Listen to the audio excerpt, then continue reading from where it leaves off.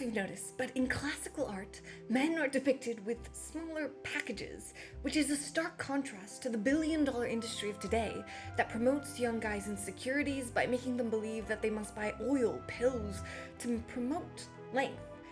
Bigger is better in the West, but it hasn't always been the case. So let's explore the reason why men in classical art have smaller, tiny penises.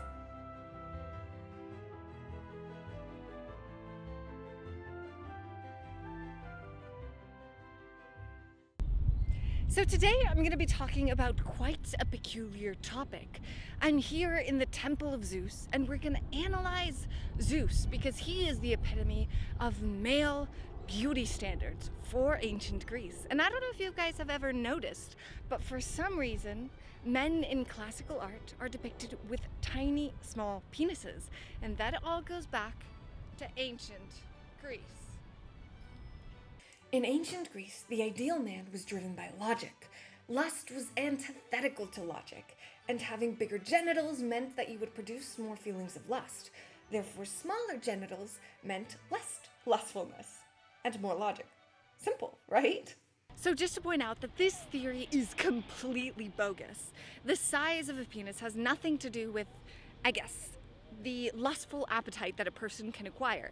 I mean, take Zeus, for example. He's always depicted with a tiny little willy, but Zeus was also notorious for having multiple lovers, taking many different forms, even the forms of some beast, to try to seduce, if not fully rape women. You see, Zeus was the king of the gods, but he was also a notorious ladies' man. He was married to Hera, but he had liaisons with multiple other goddesses that resulted in children outside of wedlock, like Artemis, Apollo, Hermes.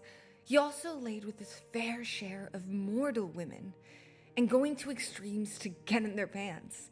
He turned into a swan and raped Leda. He then turned someone else into a cow after their affair. And he also turns into a bull for another woman, and even shapeshifted into someone else's husband just to sleep with their wife. Genius, kind of. A little crazy. So clearly, the size of a penis has nothing to do with a voracious sort of appetite. But it was kind of seen that the smaller penis you had, the less of a lustful appetite you had. Therefore, you acted with more logic, with more moderation, with more of the Greek virtues. So in ancient Greece, the ideal for male beauty was less of a lustful lover, and it was more of the ideal public servant, someone who could serve in, let's say, the Parthenon, for example. I don't know if you can tell. It's right over there, and it's tiny, teeny, tiny, small, but when I tried to record up there, it was too busy with people. So instead, we're dealing with the Temple of Zeus, which is still pretty impressive if you think about it. Okay. So on the other hand of Zeus, who has multiple temples, we've got Priapus, the male god for fertility, who's often depicted as being ugly, foul-minded, and extremely lustful. And so Priapus was often depicted having a more than averagely large tool. And Priapus was not a loved god. In fact, Priapus had been cursed by Hera to be forever impotent, filthy-minded, with a face a mother could never love. And so Priapus had been cast out to live among satyrs, half human, half animal creatures that lacked any sort of restraint. They were seen as the antithesis of the virtuous Greek male. So people who are also depicted as having a sort of monstrous manhood included the foes, the enemies of the Greeks. The Egyptians were often depicted with more than huge swords to try to make them seem more as beasts and less humanly, something to be feared, something that had to be defeated in the eyes of the Greeks. So in this way, fools, foes, and satyrs all served as the opposing foils, the forces against the Greek hero, the Greek gods, that all held moral restraint and prudence and things that have to do with that, such as loyalty, their virtue. And this was all packed in the idea that they had small, tiny junk. But there's also another reason why men in classical art can be portrayed with having teeny tiny penises, and it's a much more darker approach.